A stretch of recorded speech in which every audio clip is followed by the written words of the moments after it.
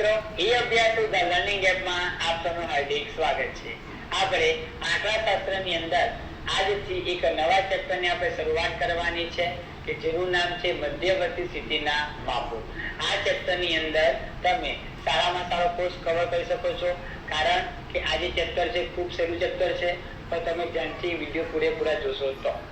આ ચેપ્ટરની ખાસિયત એ છે કે આમાં જે દાખલા હોય છે લિમિટેડ હોય છે। આપણને એકવાર કોન્સેપ્ટ આવડી જાય પછી આપણને કોઈ પણ દાખલો આવડી શકે, પણ એના માટે જરૂરી છે કે આપણને બેઝિક કોન્સેપ્ટ પૂરેપૂરો આવડવો જોઈએ। તો તમારે પણ આ જે ચેપ્ટર છે એના વિશે પૂરેપૂરી માહિતી મેળવી લેવાની, જે સૂત્ર આવશે એના જે થિયરી હોય એ બધી કમ્પ્લીટ કરી લેવાની। તો આ ચેપ્ટરમાં આપણો એક પણ માર્ક કપાશે નહીં। તમે દિલથી મહેનત કરશો તો આ ચેપ્ટર તમને મસ્ત આવશે ને અને તમને મજા પણ આવશે। તો આપણે જે ચેપ્ટર નામ છે મધ્યવર્તી સ્થિતિના માપો, હવે એ ચેપ્ટર પહેલા આપણે અર્થ સમજીશું, પછી આપણે એનો ઉપયોગ જોઈશું, એના પછી આપણે દાખલા પર જઈશું। તો શરૂઆત કરીએ આપણા ચેપ્ટરની। જોઈએ પહેલા આપણે અર્થ સમજી લઈએ, આપણે શું કહેવા માંગે છે આપણને। કોઈ પણ પ્રશ્ન વિશે અભ્યાસ કરવા માટે એકઠી કરેલી વિસ્તૃત માહિતીને વર્ગીકરણ અને કોષ્ટક રચના દ્વારા વ્યવસ્થિત અને સંક્ષિપ્ત સ્વરૂપે રજૂ કરવામાં આવે છે કે જેથી તે સરળતાથી સમજી શકાય। હવે આપણી પાસે કોઈ એક પ્રકારની માહિતી હોય, હવે એ માહિતી તમારે એકદમ સરળતાથી સમજવી હોય તો તમારે કોષ્ટકીકરણ કરવું પડે, વર્ગીકરણ કરવું પડે, તો જે તમને માહિતી મળે એના પછીની એને તમે શાંતિથી સમજી શકો, નહીં તો જે કોઈ પ્રશ્ન હોય તમે હલ કરી શકો છો। કહેવાનો મતલબ કે જે માહિતી હોય એ બધી ઘણી બધી માહિતી હોય છે, એ બધી મિક્સ પ્રકારની, બધી મિક્સમાં આવે એટલે કે બધી અલગ અલગ પ્રકારની હોય। તો તમારે એને વર્ગીકરણ કરવાનું એટલે કે અલગ અલગ કરી દેવાનું, કોષ્ટકીકરણ કરવાનું, કોષ્ટકમાં દર્શાવી દેવાનું, તો તમને માહિતી સમજવામાં સરળતા પડે। તો આ ઉપરાંત આકૃતિ અને આલેખ દ્વારા માહિતીને આકર્ષક રીતે રજૂ કરવામાં આવે છે કે જેથી સહેલાઈથી તે યાદ રહે। હવે આપણે જ્યારે વર્ગીકરણ કરીએ ત્યારબાદ કોષ્ટકીકરણ કરીએ એટલે કોષ્ટકમાં આપણે દર્શાવીએ, એના કરતા બે રસ્તો કયો છે કે તમે કોઈ આલેખ દ્વારા રજૂ કરો, એને ચિત્રાકૃતિ હોય, બરાબર છે, આલેખ હોય, સ્તંભાલેખ હોય, ગમે તે પ્રકારના આલેખ હોય, તો તમે આલેખ રજૂ કરશો તો જોવાવાળાને એ માહિતીનો ચોક્કસ ખ્યાલ આવી જાય કે ભાઈ માહિતી છે। એ ઉપરાંત એ જ પ્રકારની કોઈ બીજી માહિતી હોય એમાં જે વધારે જોવા મળે છે આપણને, તો એ પણ સરળતાથી સમજી શકાય છે। તો આલેખ તમારો તો એ બેસ્ટ કહેવાય છે। હવે આગળ વાંચીએ આપણે કે એકઠી કરેલી માહિતીનું પૃથ્થકરણ એ આંકડાશાસ્ત્રીય અભ્યાસનો મુખ્ય ઉદ્દેશ છે। જો આ યાદ રાખજો ખાસ કે એકઠી કરેલી માહિતીનું પૃથ્થકરણ એટલે કે એનાલિસિસ, કોનું તમે જે માહિતી બધી ભેગી કરો છો એનું આપણે કોણ છે એનાલિસિસ કરવાનું છે, એ આંકડાશાસ્ત્રીય અભ્યાસનો મુખ્ય ઉદ્દેશ ગણવામાં આવે છે। માહિતીના પૃથ્થકરણનું પ્રથમ પગથિયું માહિતીના ગુણધર્મોને ટૂંકમાં ખ્યાલ આપી શકે તેવી કિંમત શોધવાનું છે। હવે આપણે જે એનાલિસિસ કરતા હોય, જે આપણને માહિતી આપવામાં આવેલી હોય, તો એનું પહેલું પગલું કયું છે કે આપણે એવા માપ શોધવાના, એવા ટૂંકા માપ કે જેનાથી આપણે સરળતાથી જે આપણી માહિતી છે એને આપણે સમજી શકીએ। એક જ રકમ આપણને ખ્યાલ આવી જાય કે ભાઈ આ જે રકમ છે એ કોના હિસાબે આપેલી છે, એટલે કે જે કોઈ જવાબ હોય, કોઈ આંકડો હોય, એના પર આપણે સમજી શકીએ કે આ માહિતી શાની છે, એટલે આપણે એવા માપ શોધવાના છે। એટલે કે પ્રથમ પગથિયું માહિતીના ગુણધર્મોને ટૂંકમાં ખ્યાલ આપી શકે તેવી કિંમત શોધવાનું છે, એનું પહેલું કામ છે। સ્પષ્ટ છે કે આ પ્રકારની કિંમત જે માહિતીને સંક્ષિપ્તમાં દર્શાવે તે શ્રેણીના અવલોકનોની મધ્યમાં આવેલી હોય, બરાબર। આપણે જે કિંમત શોધવાની હશે એ કિંમત માહિતીની મધ્યમાં આવેલી હશે। મધ્યમાં મતલબ કે એ જે માહિતી છે એ સંપૂર્ણ માહિતીનું પ્રતિનિધિત્વ કરતું હોય, એના આધારે આપણે દરેક માહિતી સમજી શકીએ એવું માપ। ઓકે, તો મધ્યવર્તી સ્થિતિનું એટલે લખ્યું આગળ મધ્યમાં આવેલી હોય તેથી જ આ પ્રકારના માપને મધ્યવર્તી સ્થિતિનું માપ કહે છે। જે આપણે માહિતી શોધવાની છે એ માહિતી આપણને જે મુખ્ય માપ હોય આપણને વચ્ચે મળી જશે, એટલે કે એના પછી આપણે આગળ પાછળ, બરાબર, ત્યારે માહિતી સમજી શકીએ। તો જે મધ્યમાં આવતું માપ હોય એ કેવું માપ કહેવાય? મધ્યવર્તી સ્થિતિનું માપ કહેવાય છે। એ મધ્યવર્તી સ્થિતિનું માપ સમગ્ર માહિતીને ટૂંકમાં રજૂ કરતું સારાંશ સ્વરૂપ માપ છે, એટલે કે ટૂંકમાં દર્શાવતું માપ છે। તેને સરેરાશનું માપ પણ કહેવામાં આવે છે। કયું માપ કહેવાય? સરેરાશનું માપ। સરેરાશના માપો દ્વારા એક સરખી જુદી જુદી માહિતીની સરખામણી સરળતાથી કરી શકાય છે। જે સરેરાશનું માપ છે તો એક જ પ્રકારની જો અલગ અલગ માહિતી હોય તો આપણે એને સરળતાથી સમજી શકીએ. બરાબર? તો આ જે એનો અર્થ છે આપણે સમજી ગયા થોડો ઘણો. બરાબર છે? તમે જે કંઈ ખ્યાલ આવ્યો હોય ટૂંકમાં કહેવા જઈએ તો આપણને જે અવલોકન આપવામાં આવેલા હશે, આપણને જે માહિતી આપવામાં આવેલી હશે, તો આપણે એ માહિતી પરથી કોઈ એક માપ શોધવાનું છે. આપણે જે મધ્યમાં આવેલો છે એનું કે મધ્યમાં જ મધ્યમ થોડું એમ તો બી ચાલે, પણ ટૂંકમાં એ માપ કેવું હોય કે સંપૂર્ણ માહિતીનું પ્રતિનિધિત્વ કરતું હોય એવું માપ, એને કહેવાય મધ્યવર્તી માપ કહેવાશે. બરાબર? ચાલો આગળ વધી આપણે એના ઉપયોગ જોઈ લઈએ. આપણે તો આનો ઉપયોગ આપણે કઈ જગ્યાએ કરીએ છીએ? તો સરેરાશના મુખ્ય ઉપયોગો નીચે પ્રમાણે આપણને આપેલા છે. નંબર 1, સરેરાશ દ્વારા શ્રેણીનું કેન્દ્રીય વલણ જાણી શકાય છે. કે કેન્દ્રીય માપ, બરાબર છે, વલણ કે શ્રેણી, તો જે તમને માહિતી આપવામાં આવેલી હોય એનું મધ્યની જે કિંમત હોય આપણે જાણી શકીએ છીએ કે સરેરાશ દ્વારા શ્રેણીનું કેન્દ્રીય વલણ જાણી શકાય છે. નંબર 2, સરેરાશ દ્વારા સમગ્ર માહિતીનો સારાંશ એક જ આંકડા દ્વારા રજૂ કરી શકાય છે. ગમે તે માહિતી તમને આપેલી હોય, રકમ થોડી નાની હોય, થોડી મોટી હોય, કે માહિતી નાની હોય, માહિતી વધારે હોય, થોડી મોટી હોય, ખૂબ મોટા પ્રમાણમાં હોય, પણ એવું માપ આપણે લાવવાનું છે કે જે માપ પરથી આપણે સંપૂર્ણ માહિતી પ્રાપ્ત કરી શકીએ કે આ કોના વિશે આપણને માહિતી આપેલી છે આપણે સમજી શકીએ એવું માપ. સરેરાશની મદદથી જુદી જુદી શ્રેણીઓની સરખામણી કરી શકાય છે. આપણે આગળ જે માહિતી તે પ્રમાણે એક જ પ્રકારની માહિતી હોય, ફરીથી બોલું છું, એક જ પ્રકારની માહિતી હોય તો આપણે સરખામણી કરી શકીએ. બરાબર? કોની મદદથી? સરેરાશની મદદથી. ખ્યાલ આવે છે? સરેરાશ દ્વારા સમગ્ર માહિતીની ખાસિયતો જાણી શકાય છે. જે માહિતીઓની ખાસિયત કઈ છે, ટૂંકમાં કહેવા જઈએ તો બધાનો ઉપયોગ છે. મેં આપણે એવું માપ લાવવાનું છે. બરાબર? એનામાંથી આપણે પૂરેપૂરી માહિતી સમજી શકીએ. બરાબર છે? તો એનો ઉપયોગ રીતે વાંચી લેવા સારી રીતે. બરાબર? બીજું કે પહેલા તમે જે બેસિક થિયરી હોય એ આપણે થોડી જોવી પડે, કારણ કે થોડું આપણને ખ્યાલ હોય તો આપણે આખો સમજી શકીએ કે આપણે ગણતરી કેમ કરવાની છે. આપણે જે માહિતી આપેલી હશે એમાંથી આપણે જે વચ્ચેની માહિતી હોય, જે વચ્ચેનું માપ હોય છે, જે આપણને સંખ્યા કે આપણને કોઈ પણ વસ્તુ આપેલી હોય એ આપણે શોધવાની છે કે જેના દ્વારા આપણે સંપૂર્ણ માહિતીનો અભ્યાસ મેળવી શકીએ. ટૂંકમાં, કારણ કે એ માપ ટૂંકમાં માપ હશે એટલા માટે. દાખલા પર જોઈએ આપણે તો આપણને દાખલા લખ્યા છે ગાડી, પણ એની પહેલા આપણે એક કામ કરીએ કે આપણા જે મધ્યવર્તી સ્થિતિના માપો છે એના વિશે આપણે માહિતી પહેલા મેળવી લઈએ, પછી આપણે દાખલા પર જઈશું. કોઈ પણ બને કે તમે અગાઉના કોઈ ધોરણની અંદર આ ચેપ્ટર શીખીને આવ્યા હોય તો તમને આવતું પણ હોય કે ભાઈ મધ્યવર્તી સ્થિતિના માપો છે, એમાં મધ્યક છે, મધ્યસ્થ છે, બહુલક છે, એ બધાનો સમાવેશ થાય છે. તો આપણે એના જે મુખ્ય 3 માપ છે એ લખીએ છીએ આજે આપણે ધ્યાન આપવાની અંદર.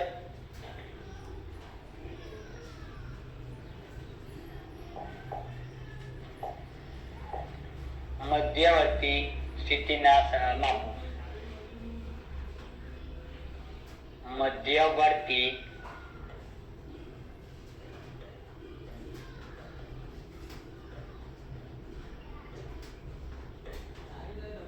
સ્થિતિના માપો. બરાબર? સ્થિતિના કેટલા માપ છે? મુખ્યત્વે 3 માપ છે. યાદ રાખજો.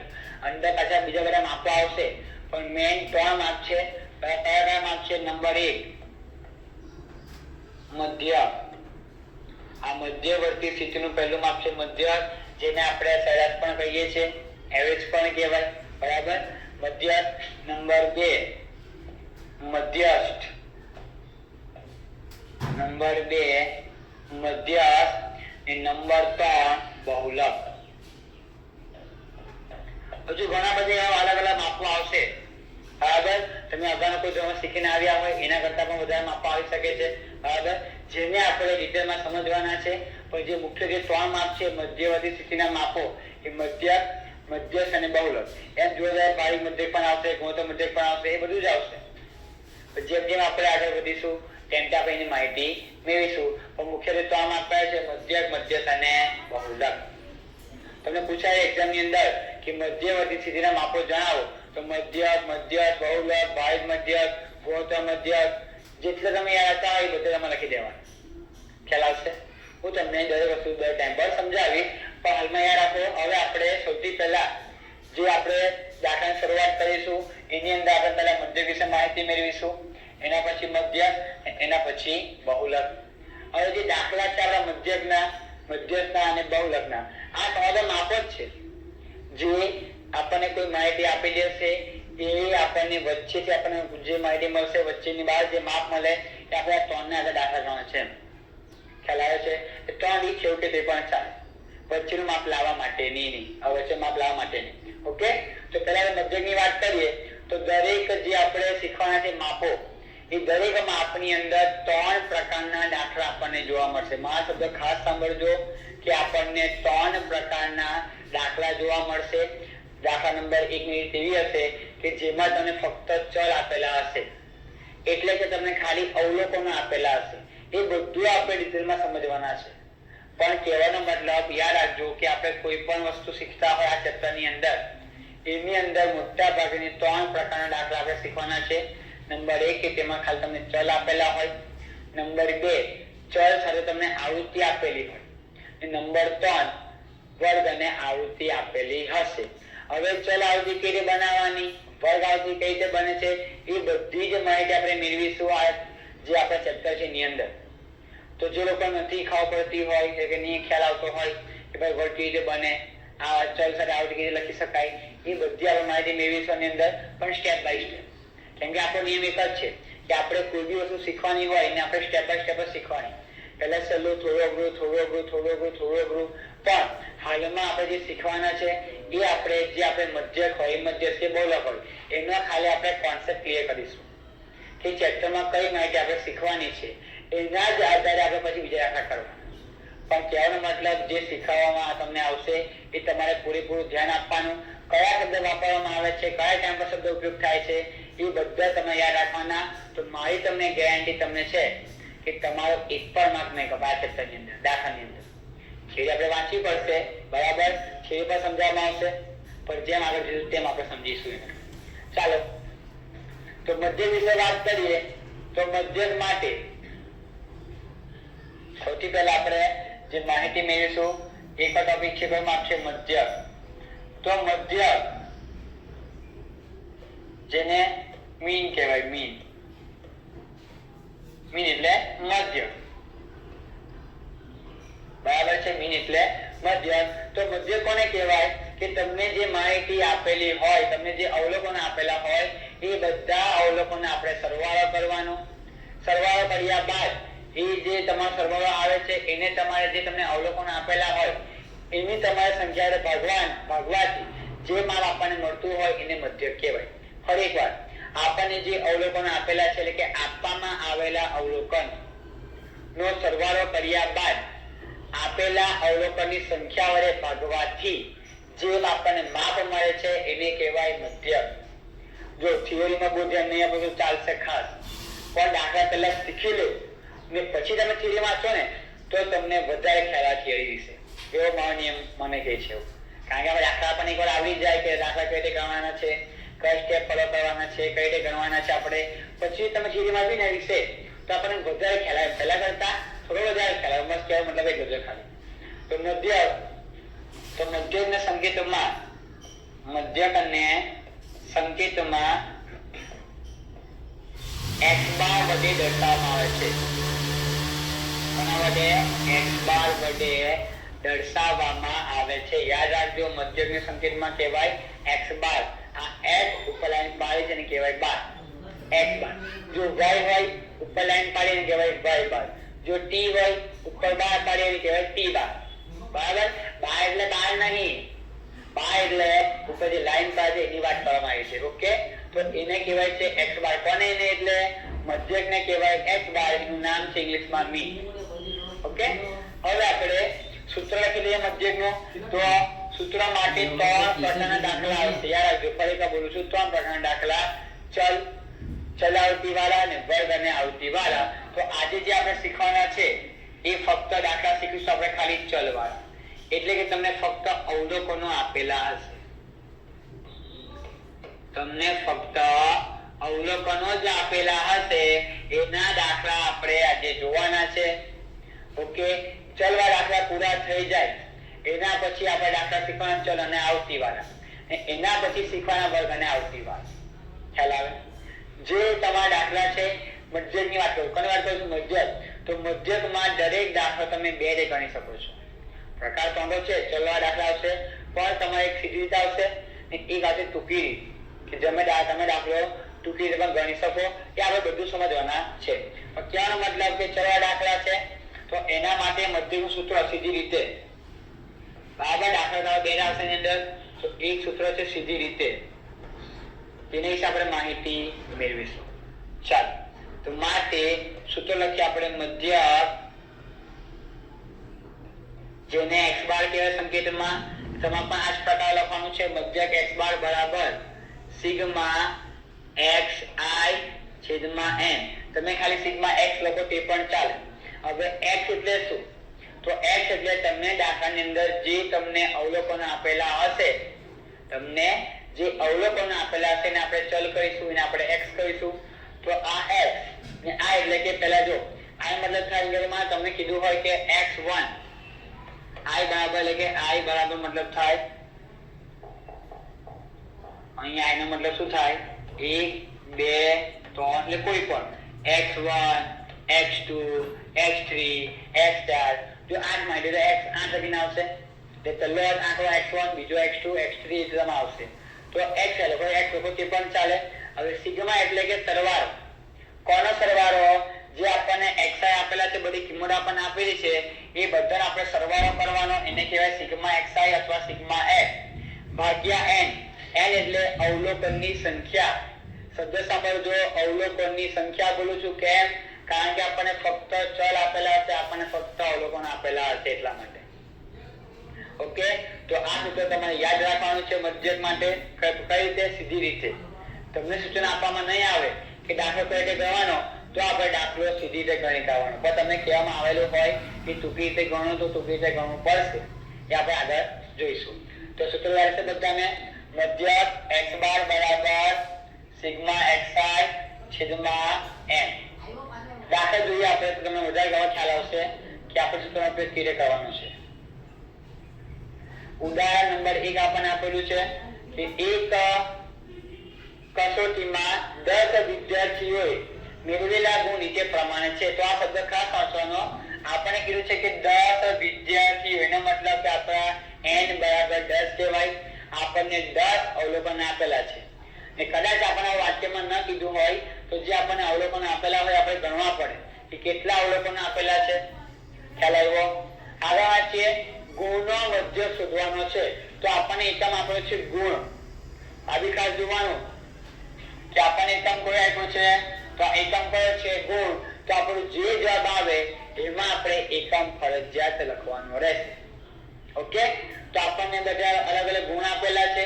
આપણે શોધવાનું છે મધ્યક. એ વસ્તુ શીખી લેવાની કે તમે કોઈ પણ વસ્તુ શીખતા હોય બરાબર, તમે કોઈ પણ દાખલો ગણતા હોય, એકાઉન્ટ હોય, સ્ટેટ હોય, કોઈ પણ પ્રકારનો તમે સવાલ પણ કેમ ના હોય, વાંચતા પણ કેમ ના હોય, આપણે જે પહેલા એના પર કરવી જોઈએ કે આપણે આની અંદર કામ કયું કરવાનું છે.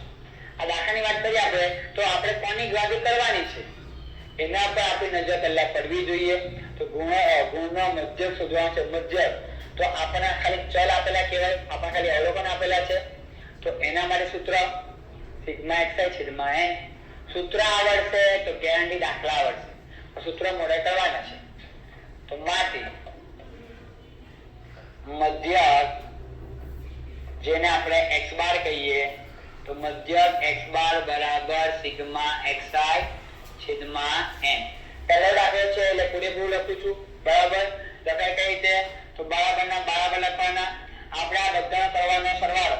તો x1 કહેવાય, x2 x3 4 5 6 આ 10 આપ્યા 10 લખી શકાય કે x1 વત્તા x2 વત્તા ડેશ ડેશ ડેશ વત્તા x10 છે છેલ્લા 10 એટલા માટે આખાના છેદમાં n એટલે કેટલા 10. કારણ કે આપણને 10 અવલોકન આપેલા છે. હવે x1 એટલે પહેલો x એટલે પહેલી સંખ્યા, x2 એટલે બીજી સંખ્યા, એ જ પ્રકારે છેલ્લી સંખ્યા કઈ છે 5. તો એ વચ્ચે બધા વચ્ચે આપણે પ્લસ કરવાના છે તો આપણને સિગ્મા xi મળશે કે સરવાળો આપણને મળે. તો લખતા જઈએ આપણે 18 પ્લસ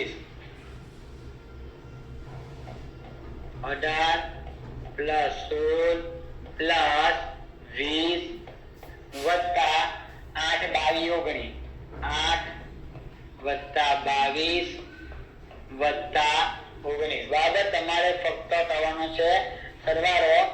19 + 17 10 6 પ્લસ 10 પ્લસ 6 પ્લસ 12 ને એકવાર લખાઈ જાય બધા લોકો પાછા ગણી લેવાના કે 10 થાય છે 1 2 3 4 5 6 7 8 9 ને 10 10 તો થઈ ગયા પણ આપણને મેચ થવા જોઈએ જો ભૂલી ગયો બીજું લખાઈ જશે 10 થવાના છે પણ જવાબ નહીં આવે પછી ખ્યાલ આવે છે એ પરફેક્ટ જવાબ લાવવા માટે આપણે કમ્પ્લીટ રકમ જોવાની એ જ પ્રમાણે લખવાની હા આપણે ટકા દાખલો શીખતા હોય તો રકમ ભૂલ વડે ચાલે પણ આપણને દાખલાનો કોન્સેપ્ટ ક્લિયર થવો જોઈએ હવે આપણે આગળ વધીએ કે ભાગ્ય આપણે એમ કરવાના છે ચાલો ભાગ્ય એમ કરી દઈએ આપણે ભાગ્ય એન એટલે 10 તો અંશમાં બધાનો આપણે કરવાનો સરવાળો તો કેલ્સીની મદદથી આપણે કરીશું સરવાળો 18 16 20 8 22 19 17 10 6 અને 12 તો જવાબ આવે છે ઉપરના સરવાળાનો 148 તો 148 ભાગ્યા આપણે 10 કરીએ તો 14.8 આવશે બરાબર ભાગ્યા 10 એટલે 14.8 તો 14.8 એકમ લખો ફરજિયાત છે ગુણ એકમ આપ્યો તો લખવાનો જો ન આપ્યો તો ન લખો તો ચાલે તો તમને x બાર કેટલો મળ્યો 14.8 ગુણ બરાબર આ મધ્યમાં એટલે કે વચ્ચે આ તમારો અવલોકન કહેવાય તમારે વચ્ચે શોધવું હોય કે વચ્ચે આવે છે બરાબર તો તમારે આની છઠ્ઠા પહેલા ગોઠવા પડે પછી તમારે જોવાનું કે મધ્યમાં 14.8 થશે કે નહીં થાય કહેવાનો મતલબ કે મધ્યમાં સૂત્ર કયું છે સિગ્મા xi છેદમાં n તમને જે અવલોકનો આપેલા છે એ બધાનો આપણે સરવાળો કરવાનો જેટલા અવલોકનો હોય એ આપણે છેદમાં લખવાના તો આપણને મધ્યક x બાર મળી જાય કેટલો મળ્યો 14.8 ગુણ ખ્યાલ આવી ગયો પાસ આમાં થઈ ગયો દાખલા નંબર 1 એ જ પ્રમાણે આપણે આગળ વધીએ તો દાખલા નંબર 2 આપણને આપ્યો છે કે નીચેના અવલોકનો ઉપરથી મધ્યક આપણે શોધવાનો છે કોની ગણતરી કરવાની છે આપણે મધ્યકની તો આપણને જે અવલોકનો આપેલા છે એના માટે આપણે દાખલો ગણી કરવાનો તો સૂત્ર મૂકવું પડશે આપણે તો માટે મધ્યક જેની સંજ્ઞા છે x બાર તો મધ્યક x બાર બરાબર સિગ્મા xi અથવા સિગ્મા x લખો તે પણ ચાલે છેદમાં m હવે તમે સૂત્ર આખું ના લખો તો પણ ચાલશે તમે ડાયરેક્ટ લખો સરવાળો તે પણ કઈ વાંધો આવશે નહીં તો બધા આપણે કરી દેવાનો સરવાળો પણ બીજો દાખલો છે એટલા માટે લખું છું 15 20 23 એટલે 15 +23 +29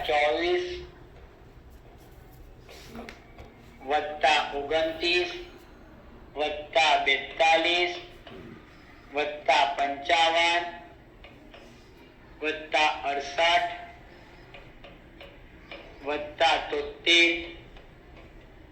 +58 થઈ ગયું તો આટલા લખાઈ આપણે અવલોકનો ભાગ્યા સંખ્યા ગણી પડશે 1 2 3 4 5 6 7 8 9 ને 10 તો ભાગ્યા 10 કરવાના ને એકવાર રકમ લખો ઉપર ચેક કરી લેવાનું 10 છે 1 2 3 4 5 6 7 8 9 ને 10 તો ઓકે છે કન્ફર્મ કરી લેવાનું સરવાળો કરીએ 15 20 23 24 29 42 55 68 73 અને 58 તો અંશમાં આવશે 407 સરવાળો 407 ભાગ્યા કરીએ 10 તો જવાબ આવશે 40.7 એ કોઈ એકમ નહીં આપ્યો એટલે આપણે એકમ લખતા નથી તો x બાર નો જવાબ 40.7 આ થઈ ગયો આન્સર એકદમ સરળ દાખલા છે પૂરેપૂરા બેઠા માર્ક લેવાના છે પણ શાંતિથી ગણતરી કરવાની ભૂલ ખાલી કરવાની નહીં ઓકે હવે આપણે આગળ જઈએ દાખલા નંબર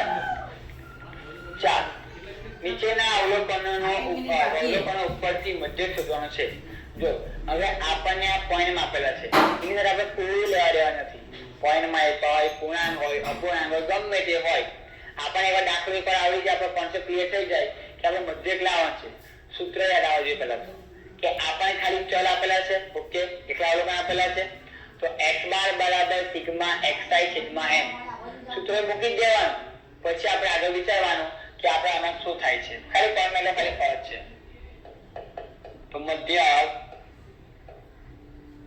જેને x બાર કહીએ આપણે તો મધ્યક x બાર બરાબર સિગ્મા x અથવા સિગ્મા x લખો છેદમાં n હવે તમારે જો પોઈન્ટ ઉપર સરળ નહીં બતાવો તે પણ ચાલે ડાયરેક્ટ તમારે પ્લસ કરી દેવાના. કેલ્સીફર છે કરી લેવાનું 20.5 વત્તા 24.2. ફરી કહું કરું છું 20.5 વત્તા 24.2 વત્તા 29.23 વત્તા 23.92 વત્તા 24.05 27.29. તો અંશમાં સરવાળો થાય છે 149.19 ખ્યાલ આવે છે. ફક્ત આપણે બધાનો સરવાળો બતાવી દેવાનો, એને કહેવાય સિગ્મા એક્સ થાય. n કેટલા છે? 6 ગણવાના 1 2 3 4 5 6 અવલોકન આપણને આપેલા છે. તો n બરાબર કેવા અવલોકનની સંખ્યા. તો ભાગ્યા કરીએ આપણે 6 તો 24 પોઈન્ટ જવાબ આવે છે 24.865. તો આપણે 24.87 લખી શકાય કારણ કે 2 પોઈન્ટ પર ત્રીજું પોઈન્ટ જોવાનું 5 કરતા અથવા 5 કરતા મોટું હોય તો અમે ગુમે દેવા રહી ગયા 87. તો આ તમારો કોણ આવ્યો? મધ્યકનો જવાબ. જોઈ લો છે કોને પ્રશ્નની અંદર જે આપણને ભલે પણ આપ્યા છે તો પણ સરવાળો કરો. હવે માની લો કદાચ એવું બની શકે કે ટાઈપિંગમાં ભૂલ હોય, રકમ ખોટી લખાઈ ગઈ હોય, તો ભલે તમે જે રકમ લખાઈ હોય એ રકમ ખોટી પણ હોય, જવાબ તો આવે કે નહીં આવે? આપણને દાખલા આવે કે નહીં આવડે? જવાબ અલગ આવશે પણ રીત આ રહેવાની છે, રીત નહીં બદલાશે. તો એટલે તમારે તમને કહેવામાં આવે છે, હું તમને કહું છું કે કોન્સેપ્ટ ક્લિયર કરો. દાખલા પાસે ભૂલી જાઓ કે બે દાખલામાં સાહેબ આમાં આ હતું પેલું હતું, એ બધું નહીં. સૂત્ર આવે છે આપણને નિયમ ખબર છે આપણને, બધા સરવાળો પર ધ્યાન બસ. તો તમારે એ નિયમ તમારે ખાલી ફોલો કરવાનો છે. આગળ વધીએ આપણે. લાસ્ટ દાખલો આજનો બરાબર છે કે મધ્યક આપણે શોધવાનો છે ને આપણે જે માહિતી આપેલી છે એ તમને મિશ્ર અપૂર્ણાંકમાં આપેલી છે. તો કોઈ વાંધો નહીં, આપણે એમાં દાખલો ગણી નાખવાનો. તો શરૂઆત કરીએ આપણે, પણ એની પહેલા જે આપણને અપૂર્ણાંક આપ્યા છે બદલે પ્લસ પ્લસ પ્લસ લખવા પડશે આપણે સૂત્રમાં. પણ એની પહેલા આપણે કામ કરીએ કે જે મિશ્ર મધ્યક છે ને આપણે ફેરવી કાઢીએ. અપૂર્ણાંક પહેલા કરીએ અપૂર્ણાંકમાં. તો છેદમાં 8 આપ્યા છે તો છેદમાં 8 જેવા છે તેવા 8 ગુણ્યા 3 જો ક્રોસમાં ગુણાકાર થાય 8 ગુણ્યા 3 8 તારીખ 24 આવ્યા. આ વત્તા 1 વધુ મેં દેવાનું તો 8 તારીખ 24 ને કેટલા? 25. તો 25 ભાગ્યા 8 આવશે. કેટલા આવશે? 25 ભાગ્યા 8. આ બાજુ છેદમાં વત્તા પછી લખીશું આપણે. લખી શકાય ડાયરેક્ટ સૂત્ર મૂકી દેવાનું ડાયરેક્ટ 25 વત્તા 8 વત્તા 25 ભાગ્યા 8 વત્તા પછી આ તમે ઉત્તર જાઓ ભાગ્યા કુલ એની સંખ્યા લખી દેવાની, એ પણ ચાલે. ચાલો અલ્પ વિરામ છેદમાં 2 જેવા છે તેવા 2 ગુણ્યા 4 એટલે 8. 8 ને કેટલા? 9. ખ્યાલ આવે છે? છેદમાં બદલાવ થશે નહીં, છેદ જેવો છે તેવો રાખવાનો, ક્રોસમાં કરવાનો ગુણાકાર, વધુમાં ઉપર સંખ્યામાં દેવાની. 4 5 20 ને કેટલા? 21. એની ઉપર ખાલી જજા ઉપર કોઈ બી સંખ્યા આવી શકે. માનો કે તમે 3 5 એક્ઝામ્પલ તો 4 5 20 ને 3 23 23 હવે કાળજી રાખવાની. ચાલો આગળ છેદમાં 3 છે 3 સત્તા 21 ને કેટલા? 22. આગળ 2 આ 2 કેટલા? 1 17 3 ના 3 3 9 27 ને કેટલા? 28. 2 ના 2 2 સત્તા 14 ને 1 કેટલા? 15. 4 ના 4 4 5 20 ને કેટલા? 21. થઈ ગયું. આ જે આપણને મિશ્ર અપૂર્ણાંક આપેલા એને આપણે ખાલી અપૂર્ણાંકમાં ફેરવ્યા. હવે તમારે ડાયરેક્ટ સરળ જવાબ લાવવો હોય તો તમે સૂત્ર મૂકી દેવાનું કે મધ્યક જેને આપણે x બાર કહીએ તો x બાર બરાબર સિગ્મા xi છેદમાં n.